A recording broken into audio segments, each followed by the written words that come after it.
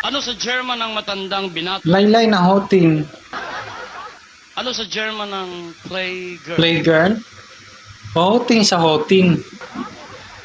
Ano sa German ang hostess? Sawa sa hotin. Ano sa German ang byuda? Sabik sa hotin. Ano sa German ang tomboy? Walang hotin. Ano sa German ang dalaga? Biting sa hotin. Ano sa German ang buntis? Dahil sa hotin. Nakapanganak na. Balik sa hotin. Ano sa German ang madre? Galit sa hotin. Ano sa German ang pare? Kung hotin. Ano sa German yung lalaking nilalayo ng mga babae? Bautin.